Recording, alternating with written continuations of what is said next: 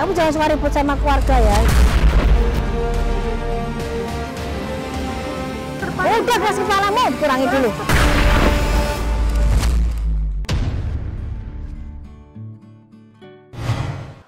Halo, assalamualaikum seluruh Mbak Yu di Marmu Berada. Hari ini saya mau pulang kampung dulu ke Bandung. Kalau saya habis 2 bulan saya nggak pernah pulang ke rumah. Tapi saya juga mau buat vlog dengan bibi saya. Mana ini C? Sini C udah sini. Ini sudah pisan ini. Ini juga membuat vlog karena dia orangnya lucu lah. Kenalkan ya, ini bibi saya yang udah 16 tahun hidup sama saya. Jadi membuat vlog ya, ya. Biar rame, biar seru. Sundanya akan terus dikeluarkan dengan bahasa logat-logat yang lucu. Gaya bahasa Sunda saya akan diuraikan dengan versi EDC. Udah ya.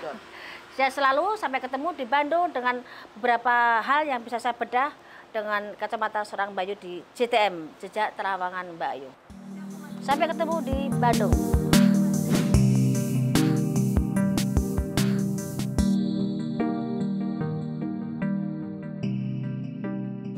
Halo, assalamualaikum seluruh Mbak Yu di Marmu Berada. Ini saya tuh lagi OTW ceritanya, mau perjalanan pulang ke Bandung. Saya kan KTP Bandung. Ini banyak yang bertanya nih, Mbak Yu itu asli mana? Saya lahir Salatiga, keluarga besar semua Salatiga. Tapi bapak saya orang Sunda dan saya sekarang tinggal di Bandung.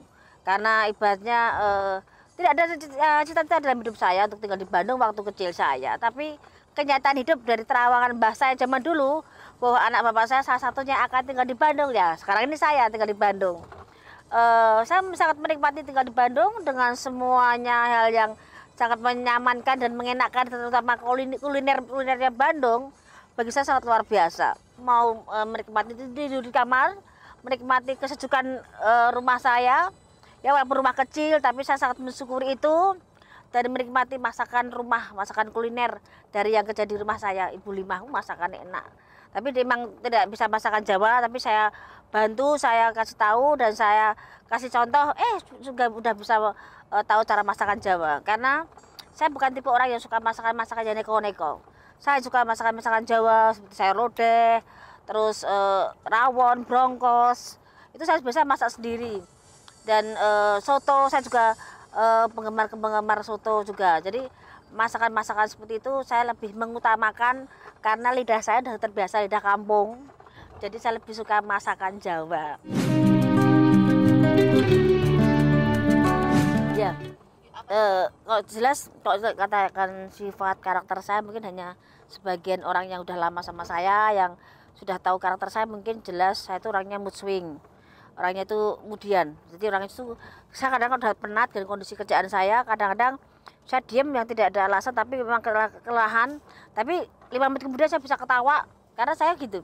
Kalau udah marah saya justru diam, kalau banyak ngomong saya sebenarnya nggak marah itu. Dan saya tuh sebenarnya kalau pada tahu semua, saya tipe orang yang pemalu, sangat pemalu banget, dan saya introvert. Saya sangat orang yang sangat tertutup dalam hal gimana ya, saya tuh kalau nggak didorong, nggak keplak, kalau nggak diapa tuh saya tuh susah untuk komunikasi sama orang. Tapi karena saya berhubungan menerawang, jadi saya saat bertemu dengan orang tuh lain. Tapi saat saya berkenalan dengan orang lain, kalaupun saya nggak dikenal, saya cuma diam. Bukan berarti saya sombong, kesannya sombong, tapi saya termasuk orang harus dimulai dulu. Kalau saya untuk memulai satu hal memang sangat susah. Tapi itulah saya, karena di samping saya orang keras kepala, saya tidak pernah mengenal lelah dalam kehidupan saya. Selama saya masih bisa berdiri, saya terus mengupayakan dalam kehidupan ini.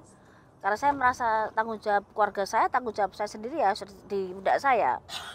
Dan saya tidak pernah malu dengan minta maaf dengan orang siapapun. Saya tidak pernah membedakan kasta ataupun tidak membedakan posisi orang itu di mana. Selama saya salah, saya selalu minta maaf. Karena ibu saya didik, kalau hal yang buruk tidak perlu dibalas dengan keburukan pula. Jadi saat saya salah atau benar pun, saya diminta untuk minta maaf itu untuk melegakan dan belajar legowo dan ikhlas. Itu yang saya pegang ke sana kemari dan jaga harga diri saya, martabat saya sebagai seorang wanita. Jadi saya tuh tipe orang yang jadul ya, saya bilang ini jadul, yang tidak tahu kehidupan yang neko-neko. Mau neko-neko udah tua begini mau ngapain gitu loh. Ya ada sesuatu, ada kepengen banget tapi nggak bisa saya omongkan di sini. Karena sangat pribadi banget, tapi Ya gimana lagi ya, nasib saya masih seperti ini, belum waktunya semua terjadi, ya udah saya menjalani dengan ikhlas saja lah apa yang sekarang tuh ada di depan mata saya. Saya tidak mau berandai-andai dulu karena nanti takutnya kalau nggak kesampaian malah saya pusing sendiri. Jadi ya kalau saya kepengen ya cukup ditelan dulu di lidah saya omongkan, saya batin dulu. Dan ada satu keinginan, saya kepengen satu keluarga saya yang waktu dekat semoga-moga lancar semua sehat. Kepengen jalan bareng semua umroh satu keluarga besar semua dan orang-orang yang saya dekat. Insya Allah setelah Oktober saya mau jalan semuanya. Kemarin kan sempat terhambat karena bibi saya operasi pengambilan ginjal, tertunda lagi karena ibu saya kan pernah naik gaji kok, ibu saya pernah umroh berapa kali, kok saya pernah umroh sekali, tapi saya kepengen keluarga besar saya semuanya dan orang-orang yang saya dekat dengan saya umrohkan. Saya pengen punya cita-cita itu yang belum kelaksana ya, bangun masjid. Dari kecil saya kepengen bangun masjid. Terus panti asuhan, saya kepengen buat panti asuhan dari kecil belum kesampaian. Terus sekarang kepengen umroh bareng-bareng, itu udah nandar berapa kali.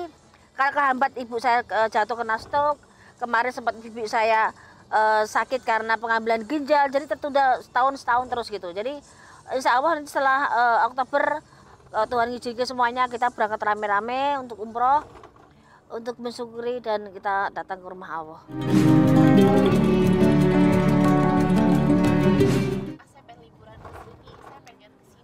Saya kepengen ke Bali. Saya kepengen ke Bali. Saya tuh kan suka laut. Saya suka yang padi-padian hijau, pegunungan, tempat-tempat adem saya suka. Tapi kok saya seperti mungkin tiap orang punya keinginan dan kepuasan sendiri-sendiri ya, kenyamanan sendiri. Kok saya sukanya ya seperti adem-ademan gitu, gak neko-neko gitu. Kadang ada yang mau ngajak dugem, saya tuh gak pernah dugem. Mau ngajak mau ke kafe, satu nongkrong paling gak betah. Saya paling habis kerja langsung masuk kamar lihat TV. Teman cuma itu aja. Hidup saya cuma bekerja, kurang variasi. Kadang jemu, lelah luar biasa. Tapi ya gimana? Saya mau ngapain lagi? Mungkin ada banyak teman-teman saya ngasih masukan. Ayo pergi ke sana, jalan ke sana. Ini yang saya rencanakan. Kenapa saya tidak membahagiakan diri saya sendiri ya gitu loh. Tapi saya lagi kepengen punya yang prioritas tuh, kepengen umrah bareng-bareng. Terus di bulan Maret nanti ke Bali. Terus ada juga nanti bulan Maret akhir juga ke Malaysia, ke Kuala Lumpur, saya ada keperluan pribadi. Ya gimana ya, kepengen jalan-jalan, kepengen neko-neko. Tapi ngapain neko-nekonya saya nggak tahu dengan neko-neko. Yang penting ya gini gitu loh. Saya tuh perginya Jakarta nggak tahu banyak loh. Saya tuh belum pernah ke Taman Mini, belum pernah ke Puncak. Saya tahunya cuma Ancol aja tuh makan 2 kali. Saya nggak tahu, orang pada bilang kemana ke mall aja makan, tapi Bintaro SC aja terus. Kalau ke BP sekali waktu cuma makan live musik, ke lote denger live musik. Saya pernah terpana lihat konser Sheila on 7. Terus saya pengen lihat lagi. Terus yang pasti penasaran saya dengan Naif. Saya tuh suka banget dengan Naif. Ari Lasso atau Dewasa, kepengen sekali waktu melihat konser-konser orang-orang hebat itu. Tapi saya belum bisa melakukan tuh waktu itu konsernya Sheila on 7. Terus waktu itu saya sempat terlambat, Ari Lasso saya sudah beli tiketnya, tapi karena Jakarta ada tamu sampai tercancel semuanya. Padahal saya lihat itu di Bandung. Jadi ada beberapa hal yang kegemaran saya sebenarnya hanya dengerin live musik. Saya tuh waktu pernah lihat yang Glenn Fredly di Citos. Saya pernah 2 kali lihat Sheila on 7, maaf. Di Citos juga pernah sekali, di Bandung juga sekali. Terus saya cuma buat saya seperti itu, menikmati musik, makan cuma kentang, kumpul-kumpul teman, itu udah luar biasa bagi saya. Kalau diajak ke sana kemari, ayo. Cuman ya ke sana kemari karena mungkin teman saya tahu ya, saya karakter orang yang tidak nyaman dengan duduk yang lama. Saya tipe orang yang suka jalan, saya tipe orang yang nggak bisa stay di tempat, saya nggak bisa seperti itu. Saya lagu-lagu lama, Greatest Memories, Barat memang hampir semua saya tahu lagu-lagu Barat. Tapi kalau lagu-lagu Indonesia yang zaman dulu seperti Atikadi, Ari Kusmiran, terus lagu-lagu Didi Kempot, Campurasari dari dulu, Mantos, terus lagu-lagu Langgam Jowo. Saya tuh kadang di rumah tuh kadang denger kayak Langgam Jowo, tenang, pikiran saya pakai handset gitu. Kadang tape juga nganggur, tapi cuma saya denger kayak musik aja. Terus ada lagi zaman-zaman dulu seperti Ernie Johan. Padahal saya bukan seumuran beliau-beliau, saya masih anak-anaknya, tapi saya mendengarkan musik zaman dulu tuh nyaman, iya. Tahu aja saya lagu-lagu zaman dulu. Seperti lagunya siapa tuh, Emilia Contessa yang dingin tuh, salah tuh. Tikus Endang, lagu Sunda juga lagu zaman dulu. Banyak hal yang saya suka dari lagu zaman dulu. Dan saya sangat menggemari lagu seperti karya Om Besak itu saya sangat luar biasa senang banget. Saya penggemar berat Om Besak dari zaman SMP loh. Saya ulang tahun kepengen ketemu Om Besak gak kesampaian. Karena dari kecil saya tuh penggemar Om Besak dengan karya-karyanya. Sampai sekarang tuh saya masih apa lagu-lagu Om Besak yang sebagian ada di kepala saya. Seperti Saat-Saat Yang Indah, ini apa Nani Sugianto, terus Hati Luka, Bintara Sonata, terus Helis Paringga, lagunya kan hitam dan putih. Terus Rati Purwasih, banyak lagu-lagu karya Om Besak tuh. Ada Lita Natalia terus Angel apa namanya, ada zaman dulu tuh barengannya kan ada Ricky Ricardo. Itu artis yang luar biasa bagi saya. Ada Tommy Jepisa yang barengan itu ya, zaman Tommy Jepisa, Salim, lagu Malaysia itu hiburan dari saya tuh yang dari SMP, SMA, zaman sekolah di Jogja juga sangat menghibur. Mungkin sebagian orang bisa neko-neko, tapi dalam hidup saya tuh gimana ya, menanamkan kerja sih. Jadi zaman saya sekolah di Jogja pun saya juga buat terima pengetikan, saya melukis, saya buat puisi-puisi dan kirim ke beberapa koran, dan saya sangat menikmati buat puisi seperti itu. Sampai sekarang pun saya masih bisa suka buat mengarang-arang buat puisi.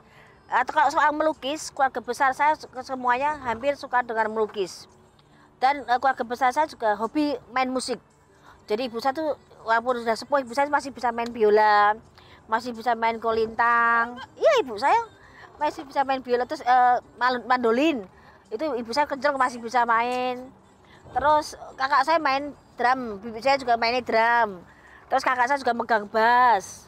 Saya megangnya ritme saya tuh. Terus yang lain ada megang kendang, ketipung, seruling. Gitar tuh hampir semuanya anak laki-laki dan cucu dari mbah saya semua hampir bisa semuanya main gitar itu.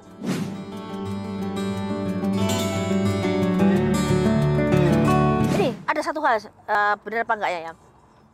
Di keluarga besar saya itu, ibu saya, mbah saya, bude saya, bibi saya, dan om-om saya kebanyakan itu tipe orang yang suka merekrut atau merangkul orang. Entah siapapun orang itu, tidak kenal siapapun, di saat butuh pertolongan bisa ditolong sampai sekarang pun, dari orang tidak kenal sampai melahirkan, sampai punya anak, sampai menikah lagi, sampai ketemu cucunya, itu semua kebanyakan dari keluarga seperti tipe-tipenya seperti itu. Ibu saya pun mengajarkan ke saya, selama punya orang yang memang perlu dibantu, dibantulah sampai kemampuan kamu sampai di mana. Demikian dengan ibu saya, pernah ada nolong namanya inilah si Allah. Sampai sekolah dia ke Malaysia, sampai sekolah dia Malaysia perlu biaya ke ibu saya, dibiayai ibu saya.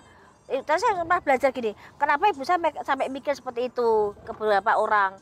Mbak saya kenapa mikir sampai beberapa orang juga dirangkul untuk dididik, diasuh. Bude saya juga walaupun hidupnya pas-pasan tapi dengan rendah hati, dengan lapang dada menerima orang dan dihidupin juga di rumahnya. Bibi saya pun juga demikian, beberapa om saya juga demikian, ngerangkul orang gitu. Saya berpikir hal positif di situ. Tapi kadang-kadang ibu saya bilang seperti ini. Tapi untuk kondisi sekarang sama dulu mungkin lain. Kalau seorang tuh banyak orang yang manfaat dengan niat baik kamu. Tapi ya gimana lagi ya, sekarang itu ke depan itu memang seperti itu. Tapi hal seperti itu saya tidak pernah tidak pernah saya merasa hal yang positif seperti itu wajib saya lakukan. Cuma kadang-kadang saya tuh kan sifatnya nggak tegaan ya dia. Nggak tegaan, kadang dimanfaatkan sama orang, dan itu berulang-ulang lagi. Saya tuh kadang-kadang saya udah tahu orang ini akan ujungnya seperti apa, tapi ya itu saya tetap seperti itu, tetap aja merangkul. Dan saya pernah unit saya tuh mungkin kita tahu lah, beberapa kali orang itu nyakitin saya, merugikan saya, ataupun memfitnah saya, ataupun demikian sama saya lah. Saya seperti tidak ada bekasnya, seperti tidak ada sakit hatinya, seperti tidak ada terjadi apapun itu, dan saya bisa merangkul loh. Paginya saya difitnah habis-habis sampai saya nangis. Malamnya datang sang rangkul, ya makan malam semuanya seperti itu. Bisa loh, walaupun sisi hancur, tapi saya berusaha ikhlas, berusaha yang saya belajar mengerti. Saya diajarkan dari ibu saya. Saat ibu saya disakitin, kamu jangan balas sakit. Kasih dia minuman, kasih dia senyuman, kasih dia sapaan. Insya Allah orang yang jadi jahat jadi baik. Kedepannya bagaimana itu usaha Tuhan sama doa kalian.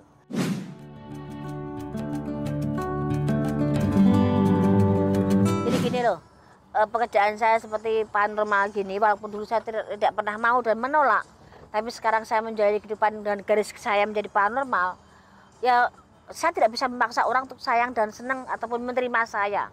Karena tiap orang punya pemikiran sendiri, punya pola pikir sendiri. Jadi kalau di luar sana memang saya bicara nih, banyak orang yang tidak suka dengan omongan saya. Ya itu lumrah kembali lagi kok. Saya tidak bisa memaksa karena pola pikir orang mungkin lain-lain ya Mas ya. Saya tidak bisa yang katakan sekian harus senang sama saya, sekian harus tidak suka sama saya. Dia kan seperti air mengalir saja. Karena apa? Itulah hidup. Ujungnya ada sukanya, ujungnya juga ada sedihnya. Kalau katakan kadang nggak terima ya nggak terima. Tapi kalau diulas balik dengan terawangan saya, kadang-kadang satu lebih sering memberi nasihat untuk berjaga-jaga, untuk hati-hati dan bukan mendahului Tuhan. Tapi kadang-kadang orang lebih menafsirkan saya mendahului Tuhan. Oke lah, kembali ke manusianya dengan cara menilai hal tersebut. Tapi begitu saat kejadian benar, sayanya yang mesal. Kenapa terawangan saya dilecehkan? Kenapa terawangan saya dianggap yang mendahului Tuhan? Tapi begitu ada permasalahan yang memang terawangan saya benar, disitulah saya merasa yang kadang di sana di perasaan saya itu tidak enak. Di perasaan saya kadang tidak enak, perasaan saya jadi yang tidak yang nyaman karena kenapa ya orang hanya memandang negatif, kenapa ya orang hanya memandang kekurangan tanpa memandang kelebihan orang. Tapi saya bilang kembali lagi, manusiawi semuanya. Kalau saya bilang ikhlas, legowo, dan berbagai orang yang menghina saya dengan profesi saya, kembali lagi ya, Tuhan sudah memberi terbaik buat manusia. Dengan saya, dengan orang-orang yang menghina saya, dengan orang yang menerima saya sekalipun, saya hanya mendoakan semoga yang terbaik buat mereka semua. Saya tidak mengenal mereka, tapi mereka mengenal saya sebagian. Itu sudah sangat luar biasa. Baik buruknya itu resiko pekerjaan. Saya nikmati perjalanan dulu karena hampir 2 bulan saya tidak pulang ke Bandung. Saya pengen nyamankan dulu pikiran saya, rileks dulu karena saya terlalu penat sekali.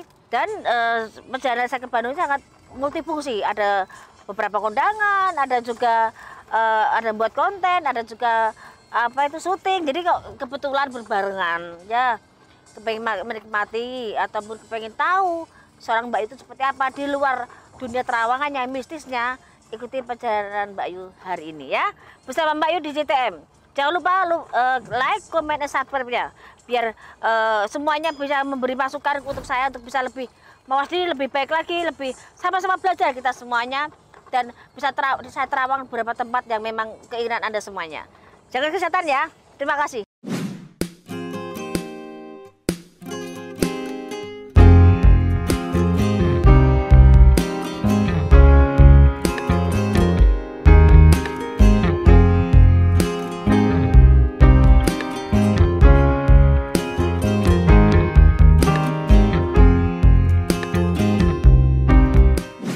Sampai rumah, saya mau beres-beres dulu, mau istirahat dulu.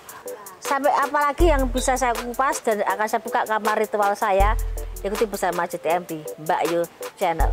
Bye bye, assalamualaikum, salam rahayu.